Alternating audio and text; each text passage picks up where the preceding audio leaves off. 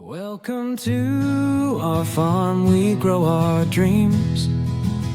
A taller farm's homestead bursting at the seams. Crafting life with soil and sun, where every day's a brand new run. Man, good morning and welcome back from a Taller Farms homestead. We're going to do a little different video today. We show you how to replace coil pack on the 2004 Trailblazer. This was my mother's car. She passed, obviously left it to us, and the Suburban's been down with the transmission issue and oil issue, so this is kind of the backup vehicle. My mom left it to my girls, and they don't drive it much, so wife's been driving it, and coil, number 2 coil pack is not working. It's misfire, so we're gonna just, these days the way vehicles are, they're expensive, and we got to keep them going as long as we can. So I'm going to bring you along while we change it. Just show you. You may not know how. I'm not a mechanic. I'm a good parts changer. I worked at a parts store for years in high school, a little bit through, and I can do a lot of stuff myself. I had my neighbor. He's real good at vehicles, builds engines, and hooked the scan tool up to it and figured out what it was for me. So I'm just gonna bring you along. I'm gonna go get some tools real quick, what I think I need, and I'll be back in just a minute.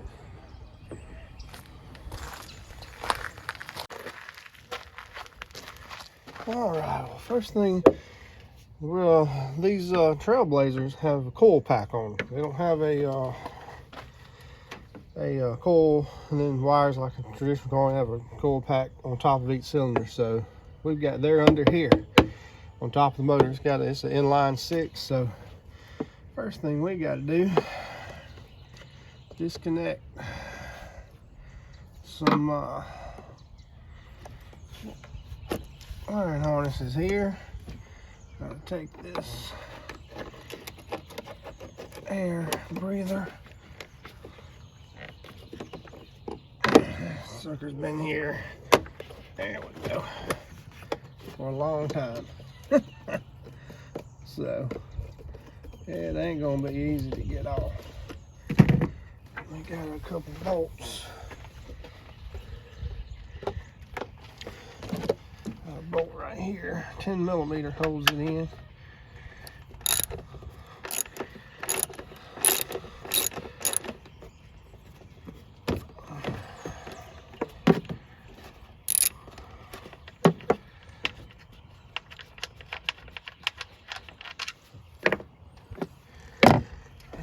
See here, and that may be all the bolts that hold it in, other than, let's put them over here.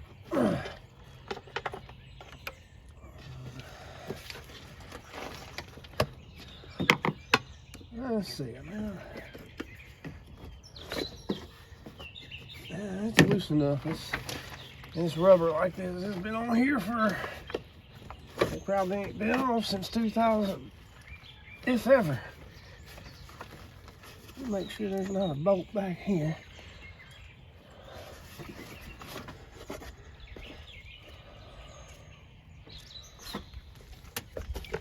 If I can get under it and break the seal a little bit sometimes. Sometimes you got rubber hoses like that. Get on there. Wow, you can get under there. Gotta break the seal and it'll help. Oh, never mind. Guess what? Another bolt.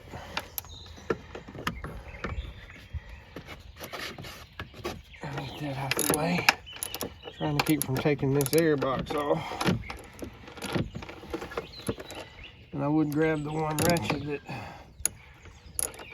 is wore out. There we go.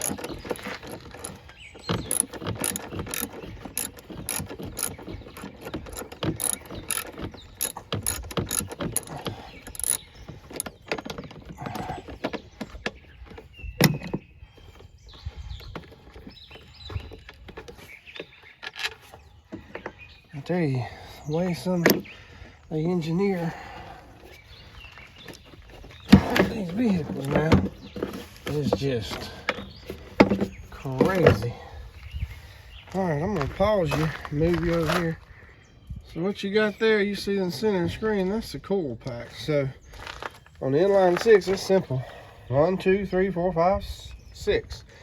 And number 2 is the one giving us a fit, not firing. So, yep, it's 10 millimeter, which I thought it would be.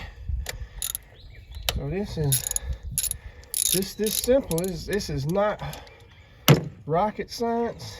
Like I said, this is parts changing 101. The hard part always been for me is obviously the diagnosing. I've got a little generic scan tool that you can get like off of Amazon, Bluetooth to your phone for, you know, a few dollars. But it'll only do so much. Okay, that one don't wanna come off.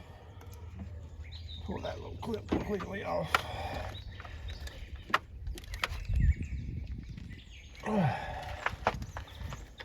Hard. And that wire does not want to come off. Tell you what, let me screw this back in to get some leverage as it's moving. There it goes. All right. I'm gonna change the spark plug out on that cylinder while I'm at it, just because my wife was driving it for about a day, maybe 2. Let's see if I brought the right size spark plug socket. Anyway, she was driving it for a day with that cylinder missing. She's like, hey, this thing, I didn't get the right spark plug sockets. Yep, we'll pause you, I'll be right back. So, and that right there, that's your coil pack. Just has one screw, holds in a connector, goes straight down on top of the spark plug. So I'm gonna pull this other spark plug out because, like I said, it's probably fouled and needs it.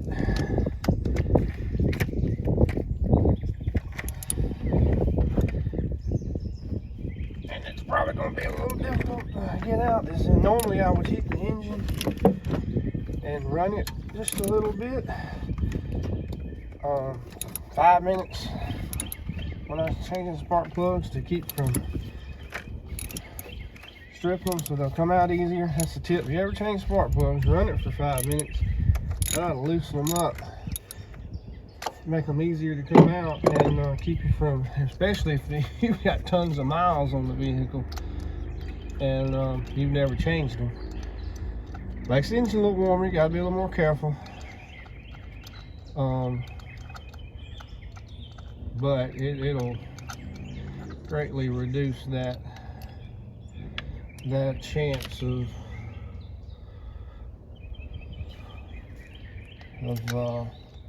stripping. Fords back in the day in the 90s, late 90s, that were notorious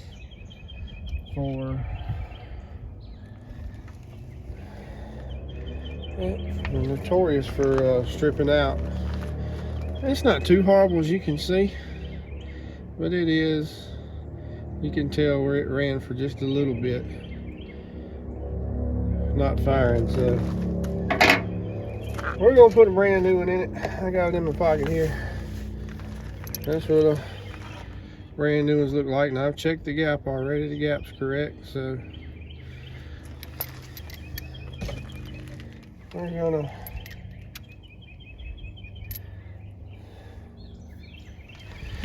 let's see. Look at this coil real quick.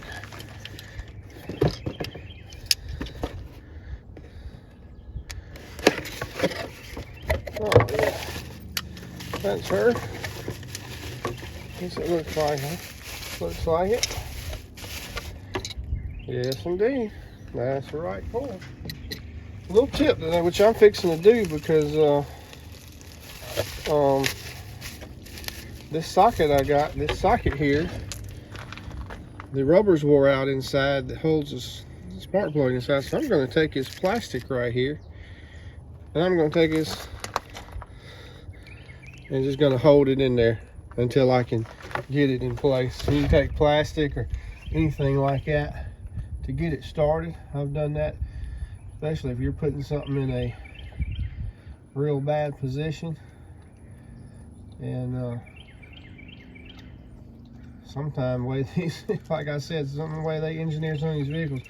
I've got a 2010 GMC Sierra with a 327 in it, 5.3 liter, and there most of the time the plastic will just stay in your socket, and you just pull it out, get rid of it. And so I'm gonna put this old coil in the box, but tighten this spark plug up.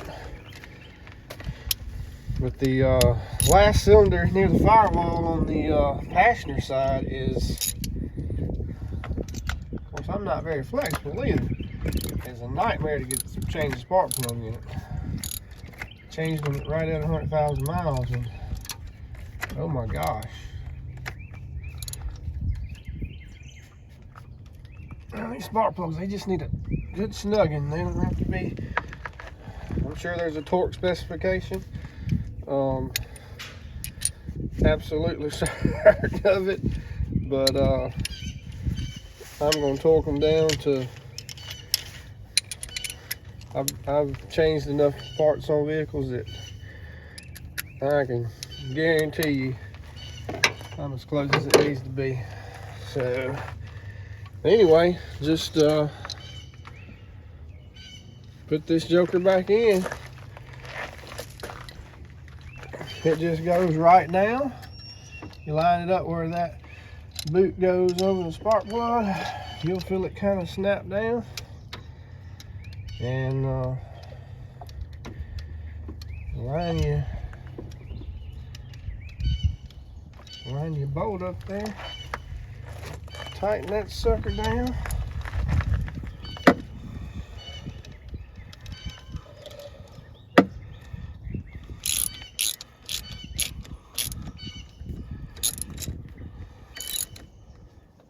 Same thing with it, just snug, just snug.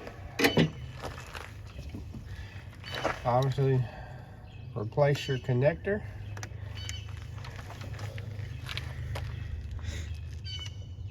And it's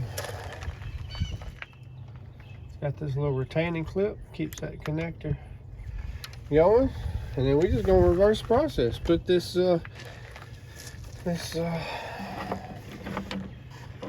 this back on. Right there is your throttle body, so we're gonna just push that back on, line everything up. We got a little vacuum line plugs in right there. Put our air cleaner. Oh, I tell you what, I gotta put that bolt in, so better not put that there yet. I'll just pause you and bring you back over here so y'all can see. But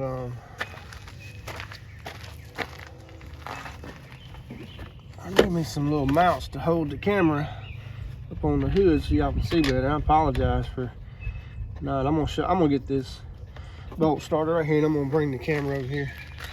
Right, one of my daughter's cats over here running all around my feet. But all you do is you've got a bolt there that holds the chamber in. Bolt there. Clamp there, you got to unclamp. You got a vacuum hose there. And then a connector there and that. And other than taking that coil pack out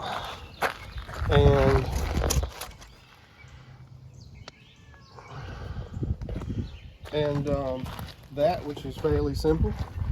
That's it. That's your process. That's it. We're gonna get this it is, like I said, the hardest part of working on vehicles is the diagnosis. If you've got somebody that can help you diagnose it, I'm very blessed to have a neighbor who his hobby is building engines and cars, and so he's got an advanced scan tool, and he helps me out. He obviously we're good neighbors, and he helps me out. We even in the Suburban here behind me, he helped me put a rear main seal in it that was leaking. We still got an issue. It looks like we're gonna have to rebuild the engine, but he's gonna help me with that too. He's just that kind of fellow. He's just a good fellow. So you're gonna replace your connector. That's your mass airflow flow sensor, I'm quite certain. And then tighten your 2 clamps up on your breather here.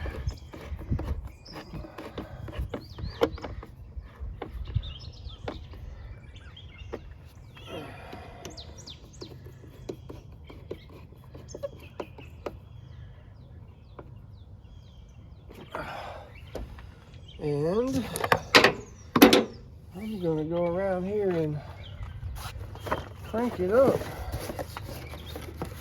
and see how it sounds. Now I want to just preface, I got this part off here off Amazon. You go in the parts house, they want 90 bucks or so for one, and 200 and something for an entire set. I got that for 17 bucks, and that set for was anywhere from 60 to 100 bucks. It's probably the same parts. Everything's made overseas these days. You know, this thing's got 200 something thousand miles on it, I believe. It's gonna do our job. At $17, if I've got to put 5 on them in one a year compared to what the others cost, I mean, it's kind of worth me. It's pain, especially since I can do it myself. But that's a decision you would have to make on your own if you want to pay the expensive parts for that. But anyway, let's go around here, crank this thing, see if she's moved out.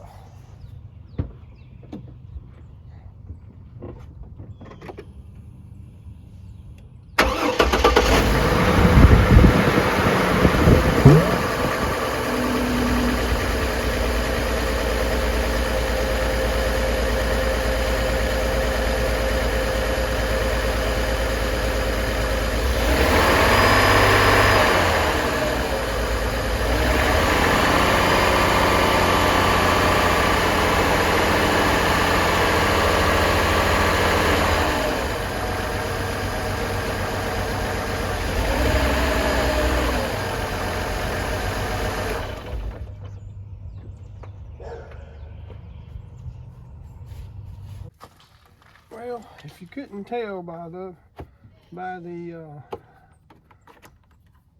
part of the video, I got the one coil pack in and cranked it, and it was still running rough. So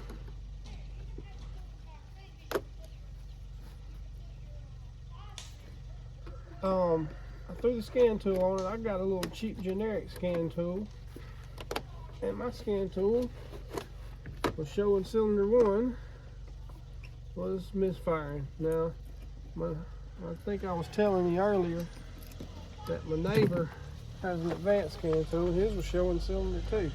So, and I did confirm it off camera. I took switched some out. So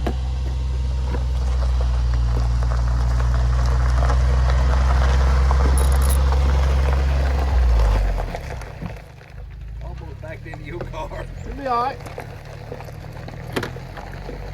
I got in, John. Yes, sir. But so I ordered another coil back on Amazon. It was like, delivered next day. Luckily. So we're just gonna put it on And hopefully, me being a tightwad I am, I was trying to save a little bit of money and not buy the whole set. I'm probably gonna wish I had bought the whole set.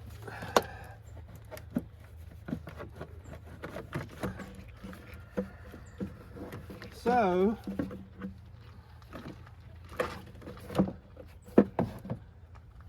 it is what it is. Let's just pray that the good Lord blesses us and dang it, this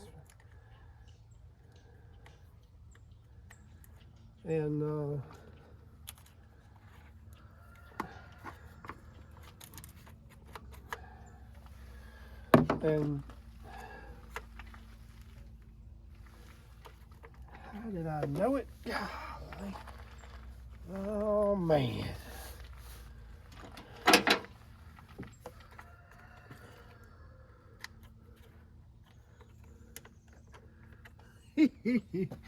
I tell you what,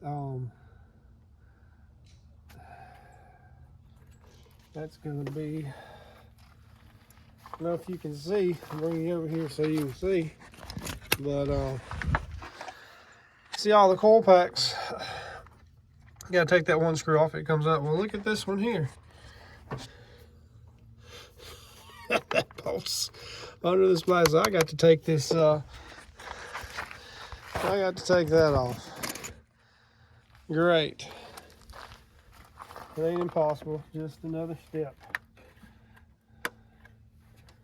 Luckily it's got some little clips right here. Shouldn't be too bad, except for this one scoundrel buck right there is probably going to be a pain in the booty.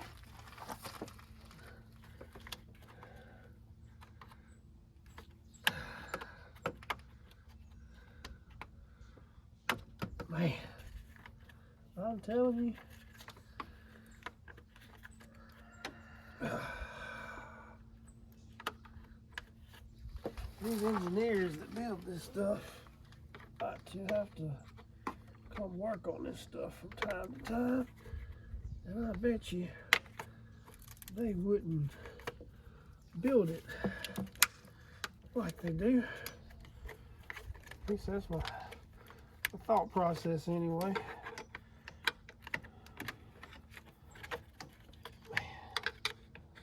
Oh boy. Let's see.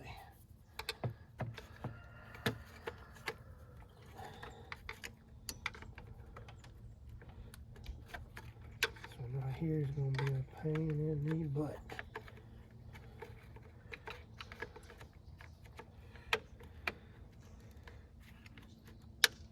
Oh, whew. We'll get it off without breaking it. I can bend it. All right, with that cover off, I can kind of manipulate the plastic.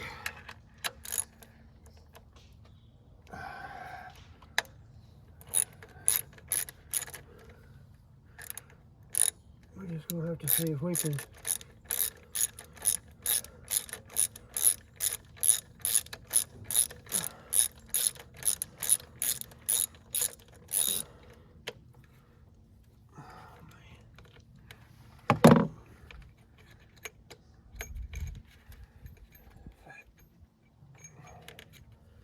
tell you what.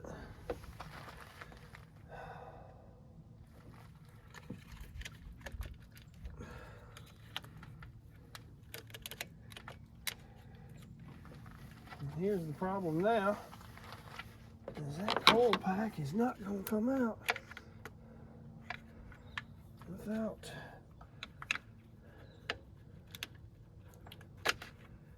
man. I tell you,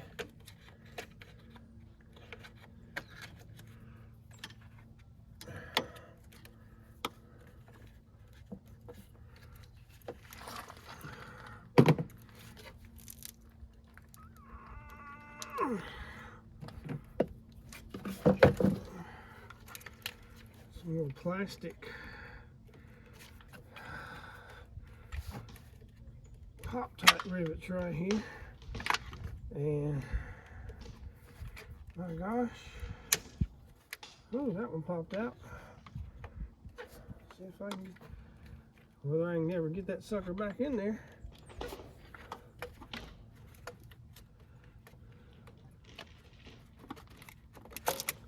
Okay, oh, look at that. I was able to manipulate it out of there. I think we can get it back in. Okay.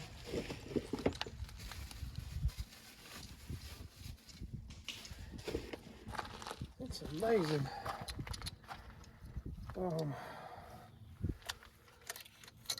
Yeah. It's amazing how man.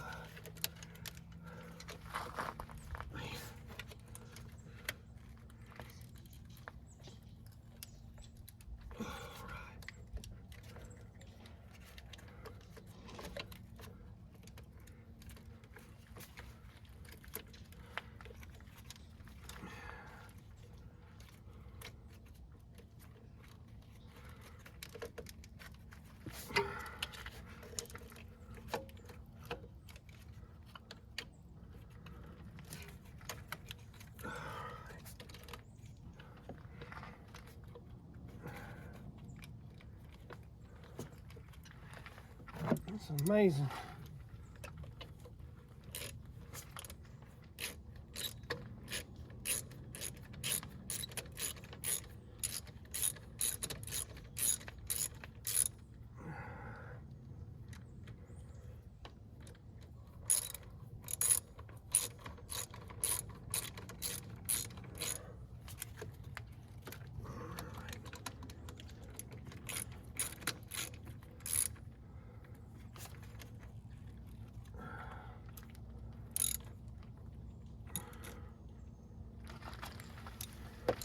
All right.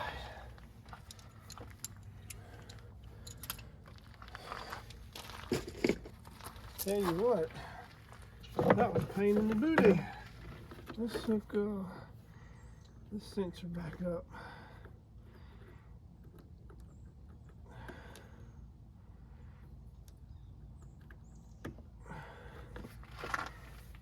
And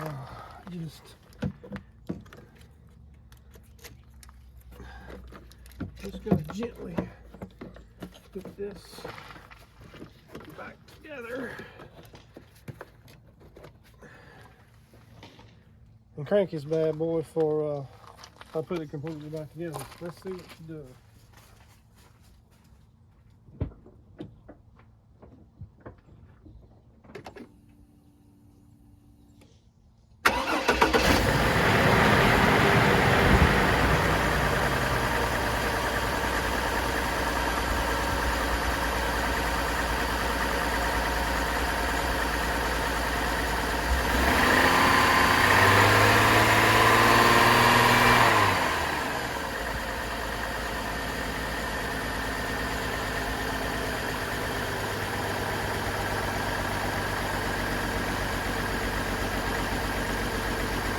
I got to cut you off a minute because I got to use the scan tool. We'll be back in a minute.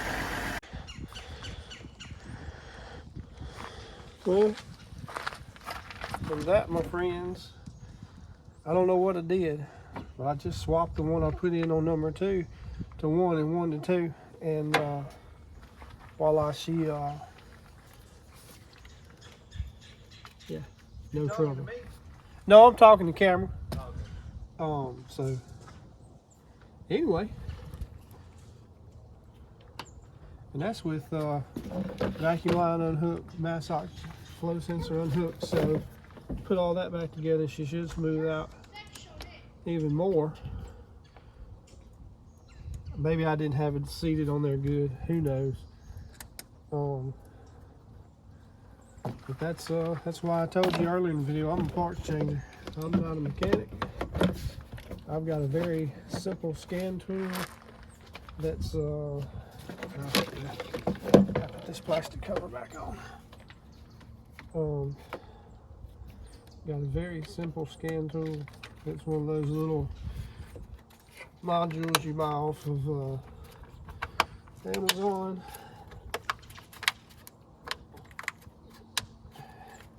If it tells me something, I can change the part out. I do a little bit of diagnostics. It gets deep, then I'm out. So, but that's all it is to it, folks. It is not hard to change stuff. It's like I said, the hard part is diagnostic. I'm gonna tell you, if you want to learn some diagnostics, go over to a channel on YouTube. It's called South Main Auto LLC, I think. Guy on there named Eric, and man, he puts videos out and he diagnosed some stuff on there. He's Hi guys!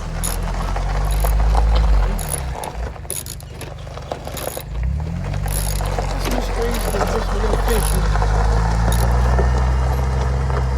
He done caught the fishing bug. The weather done got nice, so. But yeah. Go over to Eric on South Main Auto. He puts out a lot of awesome videos of diagnosing things. I watched one a couple of years ago where a guy had like I don't remember the model, it was a Chevrolet truck, and dealership, it was having this intermittent start or something, I can't remember, but long story short, the dealer said he needed all these different modules and sensors, and of course this guy's up in New York State somewhere, but anyway, dealership told the customer needs all these sensors, like $3,000-$4,000 worth of stuff. He fixed it with like a $10-$15 ground cable. There was a ground going from the engine to the frame was rusted out because obviously in New York State lots of salt on the road and rust. Fixed it for a $10 ground cable. So sometimes it's the simplest thing. So anyway, a little different video today. Just thought I'd help people out, and if you're like me, try to work on my own vehicles as much as I can, because vehicles are expensive and mechanics are expensive, and they are well worth their money. I will say that I'm not discrediting mechanics at all. A good mechanic is worth his money when you've got an issue. You're paying that man for his time to diagnose and figure that stuff out. So not by any means discrediting them. It's just in this economy, every dollar you can save, little things like this change out yourself, you know.